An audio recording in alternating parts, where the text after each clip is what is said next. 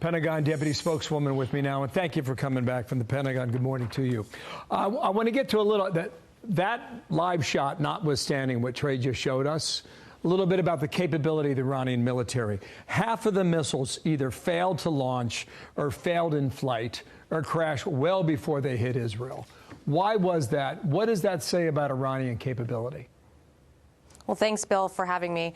That's exactly right. We're still doing our initial assessments right now of the strikes, our successful strikes with the IDF and other partners in the region to assess exactly what happened when Iran did fire some of its ballistic missiles and cruise missiles.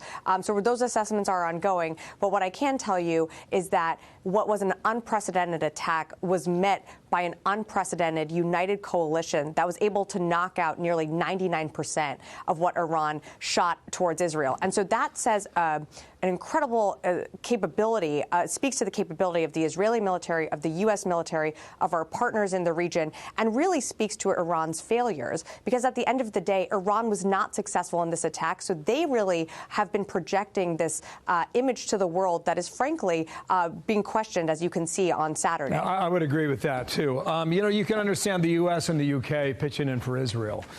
But reports about Jordan and the UAE and Saudi Arabia, and maybe others, too, in the Arab world also helped out that have not been publicized. What does that say about how the region has changed?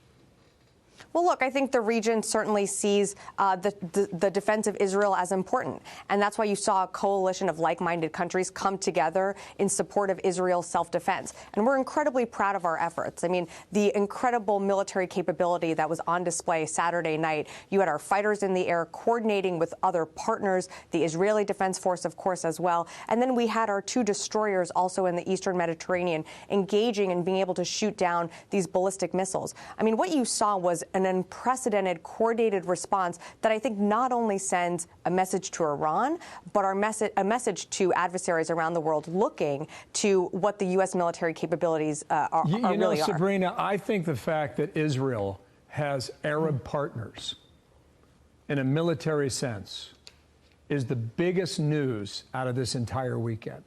That tells me that the region has changed, and hopefully forever.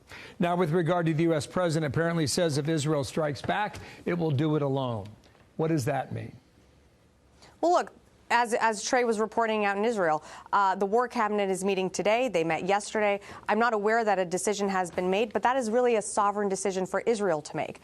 The president has been very clear that we stand with Israel in their self-defense, but we really don't want to see a wider war, a wider regional conflict, and we don't seek war with Iran. Okay, but back to the question.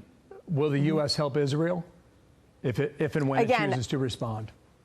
That is a question for Israel to answer. They haven't made a decision that I'm aware of. The War Cabinet is meeting now.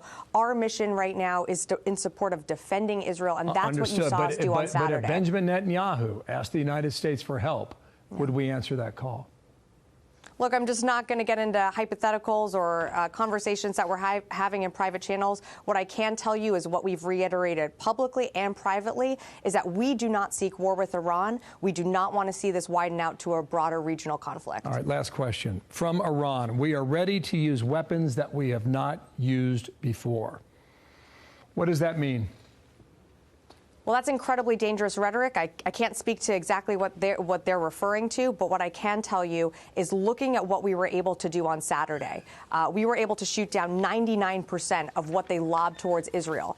I think that sends a really clear message to Iran that their capabilities that they assess, that they project to the world, that they are this great military power, is really coming into question. And so while I can't speak to what they're referring to, I would say that the coalition that Israel had behind its back on Saturday, again, is something to be incredibly proud of. Sabrina Singh, thank you for your time, and we'll await the next chapter in this story.